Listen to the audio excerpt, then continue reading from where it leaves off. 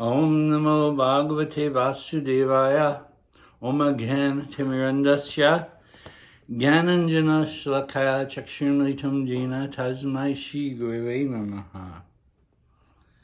Continuing our reading from the first canto of the Srimad Bhagavatam with commentary by Srila Visvanatha Cakravarti Thakur, we're on chapter 11. Krishna arrives at Dwarka after the battle of Kurukshetra and seeing to all the arrangements required before leaving.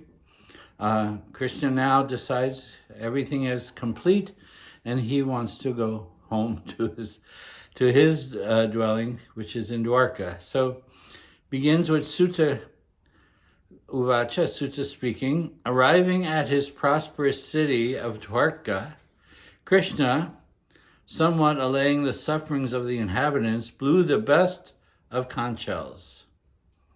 Of course, Krishna has been gone for a while now, and so the inhabitants have been suffering due to missing Krishna so deeply within their existence. Now Krishna has returned home, and that conch shell gives them joy within their heart. In the 11th chapter, Krishna arriving at Dwarka is praised by the inhabitants. He meets his friends and satisfies his wives. Dwavaram is his conch shell known as Panchajanya. Without even seeing Krishna directly, their lamentation could not be completely dissipated.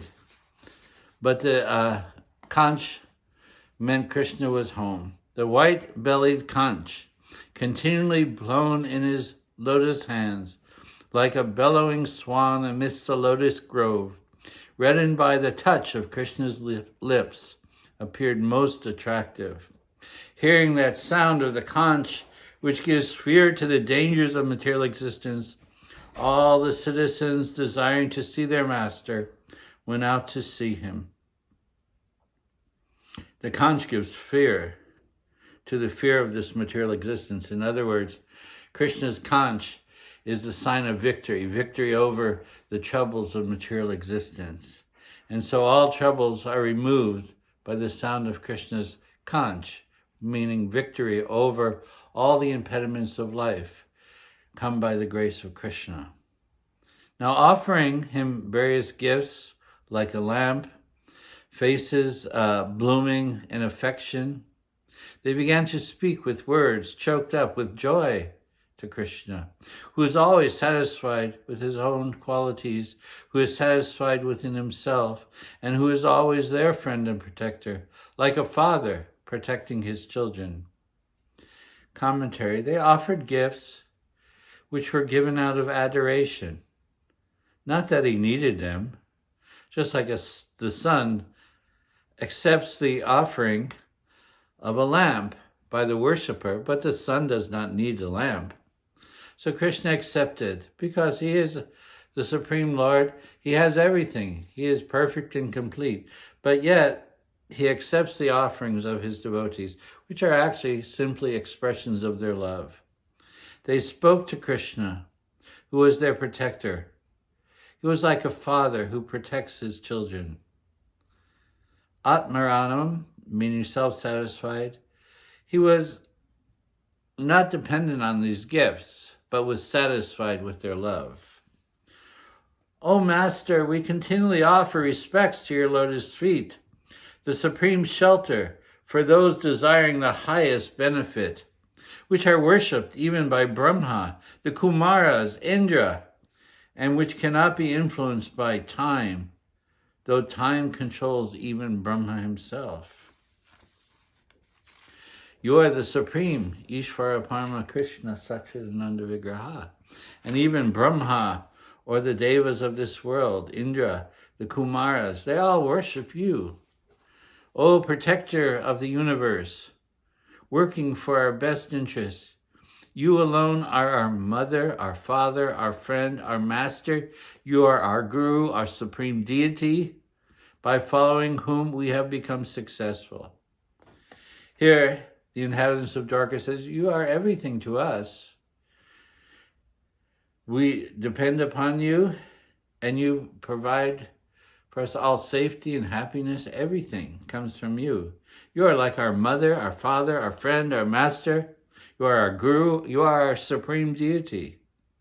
And by following you, our life is successful. In you, we have found our master.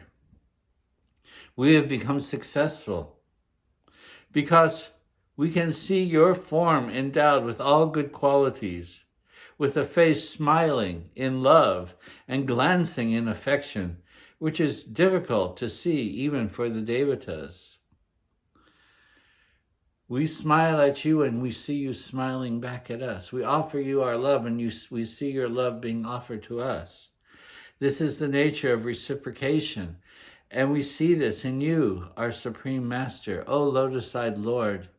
When you go away to Hastinapur, Braj, to see your friends, one moment becomes like 1,000,000,000 years for us, who belong to you and who become like eyes without the sun. Everything becomes darkness. When you leave us, our hearts are broken. When you leave for a moment, it becomes like 1,000,000,000 of years for us. And what to speak of those inhabitants of Braj who are waiting for you to return. O Lotus-eyed Lord, when you leave, how can we maintain our lives, not seeing your attractive face decorated with a pleasing smile, which dries up all our miseries with its joyful glance? After hearing these words from the citizens, Krishna, affectionate to his devotees, spreading mercy by his glance, entered the city. He entered the city, protected by the Madhus, the Bhoj, the Dashahas, Arhas, Kakoras, Andakas, and Vishnus, similar in strength to himself.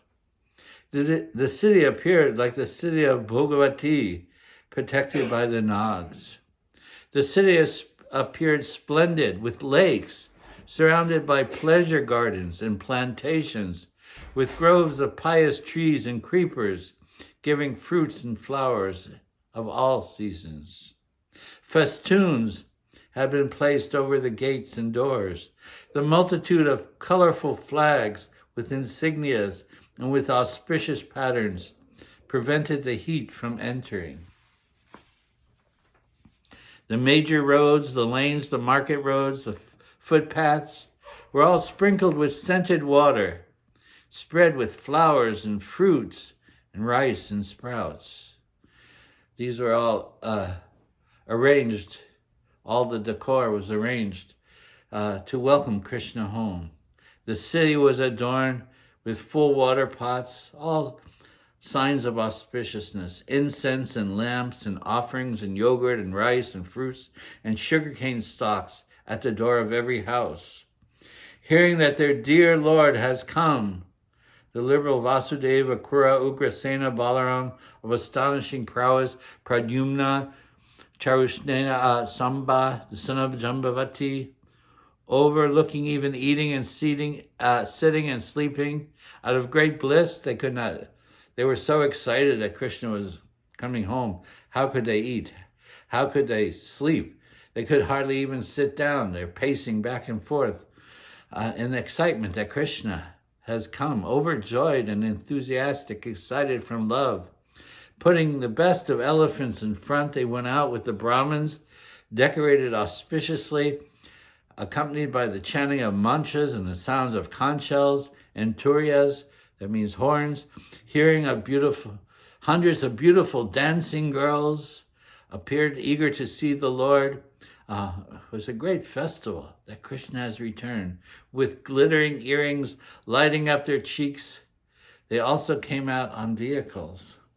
The actors, the dancers, the singers, the reciters, the bards, the eulogists, they all sang about the astonishing activities of the Lord. They all praised him. The Lord then met them all and suitably respected all his friends, his relatives, and citizens who had come to see him.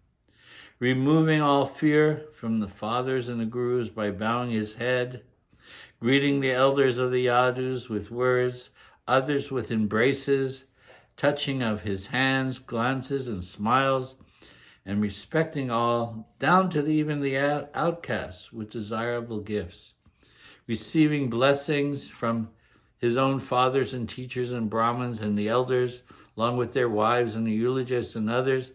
He then entered the city.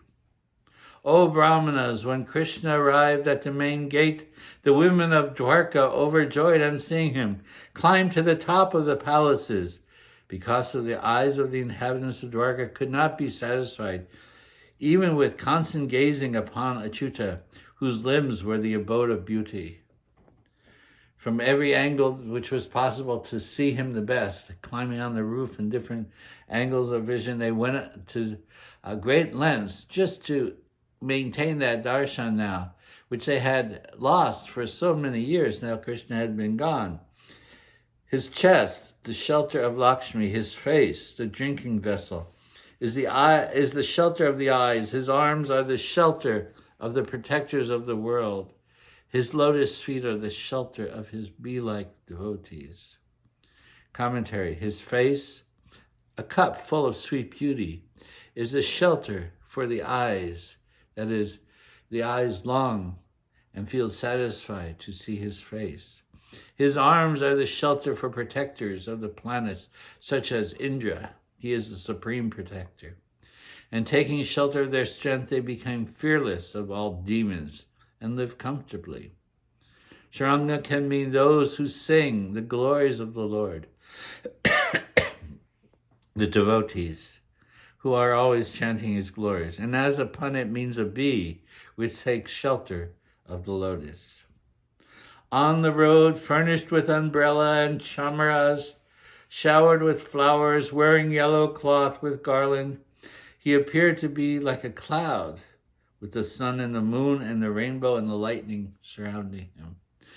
Entering the house of his parents, embraced by 7 mothers, headed by Devaki, he offered respects with his head to all of them. Hearts trembling with joy, milk flowing from their breasts out of their natural love, motherly love for him. They put Krishna on their laps and moistened them with their tears. He then entered his own incomparable quarters, which satisfies all desires, and where there were 16,108 palaces, one for each of his queens. Seeing from a distance that their husband had arrived after such a long absence, with great desire in their minds, with heads bent down, shy glances, they quickly rose from their seats in their minds, along with their penances. Commentary: Krishna entered each of the palaces of the queens simultaneously in many forms. Krishna is unlimited, and therefore he can have unlimited wives. 16,108 is mentioned here, and each one had a palace, and Krishna entered into each one of them simultaneously, which each saw him. They thought, oh, Krishna has come to me first. This verse describes the reactions of the queens. Their minds became filled with great joy. This is the initial desire. Oh, Krishna has come. Oh, he has come to see me first. Out of so many queens, he has come to my palace. They then rose from their seats and from their hearts. In other words, their hearts began to bloom with natural love. Then they glanced at him from the sides of their eyes with bent heads. This means that they first gave up their seats to embrace the Lord using their body. Then they noticed an obstacle in the form of their bashfulness. They therefore gave up their minds, which means they gave up the bashfulness. The mind is the dwelling place of their bashfulness. And so they let that all go. Why should they be shy in the presence of their Lord, their husband? And so they embraced him. They completely overlooked their bodies and minds, seeing their beloved. Suddenly they fainted out of the bliss of prema, arising from the desire to touch him, because in fainting, as with deep sleep and loss of consciousness, there is no obstruction of the mind. And this was the state of all the Lakshmis, goddesses of fortune, waiting endlessly, seemed like endless time, for Krishna to return. And finally, he is there. So why should they be inhibited now by some bashfulness or shyness? And they gave that all up, giving their love to him. They rose from their seats, though it may be improper for them to be seen by their husband in a state of vrat. In other words, they've been engaging in some form of brat, waiting for Krishna. And they rose from their brat, seeing them now in the unkempt state because of separation. He became more affectionate to them. In other words, giving up any sense of what was right or wrong, they rushed to see Krishna out of their natural love. The queens first embraced the Lord with their eyes full of desire, and then they embraced him with their subtle bodies so that no one could see them.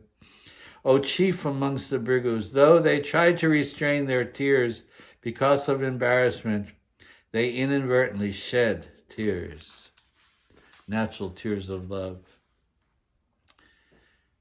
Though Krishna's feet were next to them and in private, those feet appeared more and more beautiful at every moment.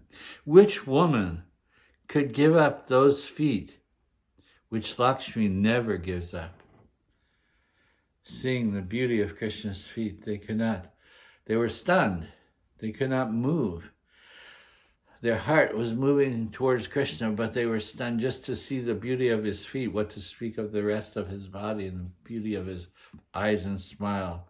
The Lord, without weapons, by creating enmity between kings, powerful with their armies, who had created a burden on the earth, destroyed them by having them kill each other, just as the wind, by creating friction between bamboos, destroys them by fire.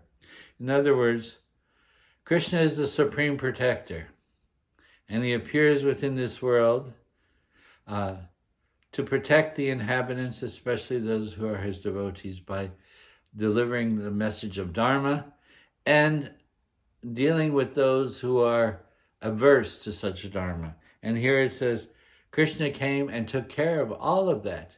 This was the actual purpose of the battle of Kurukshetra, to rid the world of the adharmic principles and to reestablish the principles of love for that Supreme Personality of Godhead, Krishna. All done by Krishna with hardly any effort. And we see how everything went on by Krishna's grace, how the Pandavas were moved to this area and that area, and so many things were taking place. We'll continue with this next time we pick up our reading of the Bhagavatam. Jai Gaur Premanandi Hari Hari Bol Shri Radhe Shyam.